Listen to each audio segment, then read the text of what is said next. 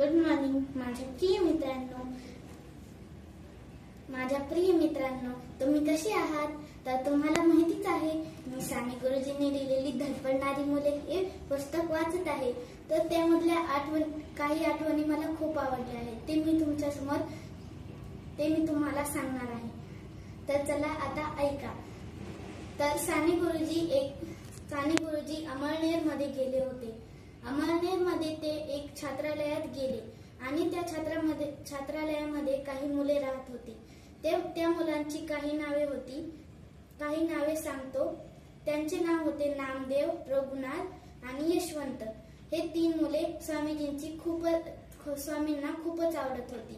आणि नामदेव हा खूपच छान मुलगा होता. तो प्रत्येक आपली भावना कवितेमध्ये सादर करायचा.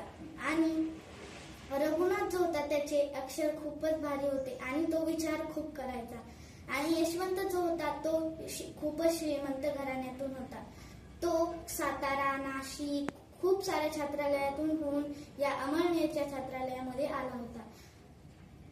त्याला खूप गर्व होता. तो आधी ज्या शाळेत होता तेव्हा तो त्याची जरीची टोपी, वेगवेगळ्या देशांचे कपडे घालत होता.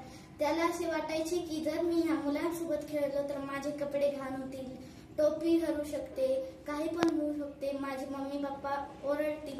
म्हणून तो कधीच खेळायचा नाही, कधीच असं काही पण खेळायचा नाही. एकटाच घरात बसायचा, फक्त अभ्यास, झोप आणि जेवायचं एवढंच त्याला माहित होतं. आणि तो जेव्हा अमळनेर मध्ये आला तेव्हा अजून एक मुलगाही आलता. त्याचे नाव होते राजा.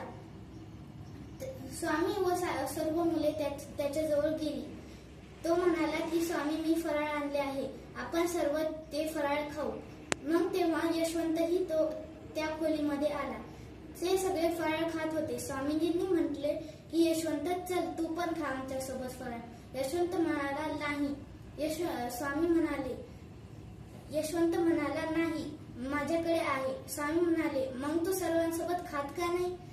यशवंत म्हणाला, नाही स्वामी, मी एकटाच खातो. मला जे कोणीही असलं ना तर मला खायला आवडत नाही, म्हणून मी एकटाच खातो. स्वामी म्हणाले, बरं मग तू ह्याच्यासोबतही नाही खाणार? मग तो म्हटला नाही. स्वामी म्हणाले, बरं ठीक आहे, मग तू जा, आम्हीच खातो फक्त. मग यशवंताला लाज वाटली आणि तो स्वामींना म्हणाला, स्वामी मला माफ करा, मी तुमच्यासोबत खातो आणि उद्या माझ्या खोलीमध्ये तुम्ही सगळे या, आपण सर्व मिळून माझा फराळ खाऊ. मग स्वामी म्हणाले, ठीक आहे. मग यशवंत आणि